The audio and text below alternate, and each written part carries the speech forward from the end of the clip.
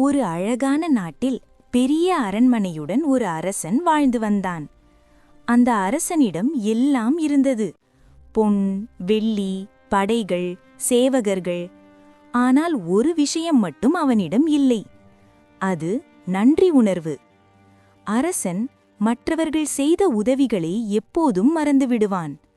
அவனுக்காக உழைத்தவர்களை நினைவில் வைக்காமல் எல்லாமே தன் திறமை என்று நினைத்தான்.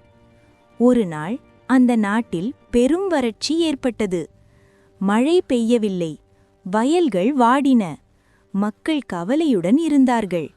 அந்த நேரத்தில் ஒரு ஏழை பிச்சைக்காரன் அரண்மனைக்கு அருகில் வந்து மக்களுக்கு உதவும் சிறிய வழிகளை சொல்லிக் கொடுத்தான். அவன் சொன்ன வழிமுறைகள் நாட்டுக்கு மெதுவாக நன்மை தரத் தொடங்கின. விவசாயம் மீண்டும் உயிர் பெற்றது. மக்களின் முகத்தில் சிரிப்பு வந்தது. ஆனால் அரசன் அந்த உதவியை செய்தவரை ஒரு முறையும் நினைத்து பார்க்கவில்லை. ஒரு நாள் அரசன் தனியாக அரண்மனை தோட்டத்தில் நடந்து கொண்டிருந்தான். அப்போது அவன் பார்த்தான், அதே பிச்சைக்காரன் ஒரு மரத்தடியில் அமைதியாக அமர்ந்திருந்தான். அந்த காட்சியை பார்த்த அரசனின் மனதில் ஒரு சிறிய மாற்றம் ஏற்பட்டது. எல்லாமே எனக்காக அல்ல, பலர் உதவியால்தான் நாடு மீண்டது என்று அவன் உணர்ந்தான். அந்த நாளிலிருந்து அரசன் நன்றி சொல்ல கற்றுக்கொண்டான். உதவியவர்களை மதிக்கத் தொடங்கினான்.